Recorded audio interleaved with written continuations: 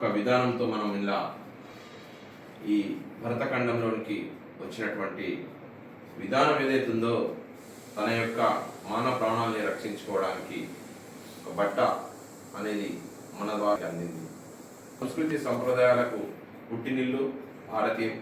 ఆ భారతీయంలో మొట్టమొదటిగా ముఖ్యంగా పద్మశాలందరూ చాలా ఇంపార్టెంట్. కాబట్టి మనం ఎప్పుడు కూడా ఒక మంచి ఉద్దేశంతో ఎదుటి వ్యక్తికి యొక్క ప్రేమను పొందడానికి, అలాగే వారి యొక్క ప్రేమాభిమానాలు పంచడానికి ఉన్నటువంటి ఈ యొక్క విధానంలో ఈ మధ్య జరుగుతున్నటువంటి బీసీలపై జరుగుతున్నటువంటి దాడులు కానీ, అలాగే మనం సంఘటితంగా ఉన్నామని ప్రపంచాన్ని చూపెట్టడానికి, మన దాంట్లో ఐకమత్యం లేదు అన్న వారికి గట్టి జవాబు ఇవ్వడానికి కోసం ఈరోజు మీరందరూ ఈ కార్యక్రమం ఏర్పాటు చేయడం, అలాగే మన నియోజకవర్గంలో 37,000 మంది, అలాగే రాష్ట్రం మొత్తం మీద 50 లక్షల పైకి చిలుకున్నటువంటి అత్యధిక జనాభా ఉన్నటువంటి ఈ యొక్క కార్యక్రమంలో మీరు మమ్మల్ని ఇన్వాల్వ్ చేయడం, మీ యొక్క ప్రేమపూర్వక ఆహ్వానాన్ని మాకు అందించడం, అలాగే మీరందరూ నిరంతరం గత 3-4 రోజుల నుంచి ప్రతి ఒక్కరు కూడా బాధ్యత మీదేసుకొని అన్ని పట్టణ తరపలందరూ కూడా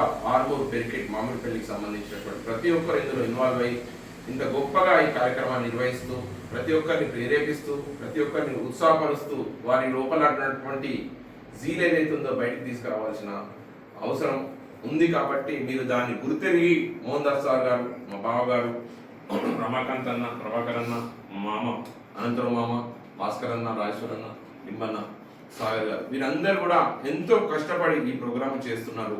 కాబట్టి మా ఈఆర్ ఫౌండేషన్ తరఫు నుంచి కూడా మా నాన్నగారు కూడా పద్మశాలి దాంట్లో ఒక ఉన్నతమైనటువంటి విద్యావంతుడు.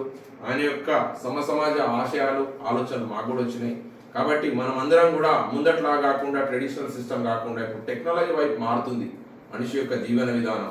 కాబట్టి ఉద్యోగము, ఇల్లు, భార్య, పిల్లలే కాకుండా సమాజం గురించి కూడా ఆలోచించాల్సిన అవసరం ఆసన్నమైంది.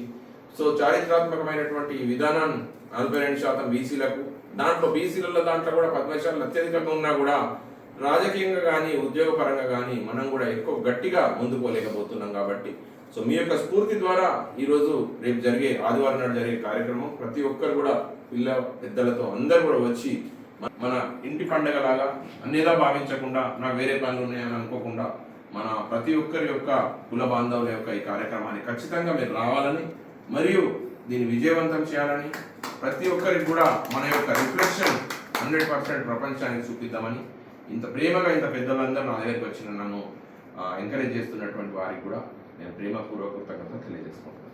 Thank you.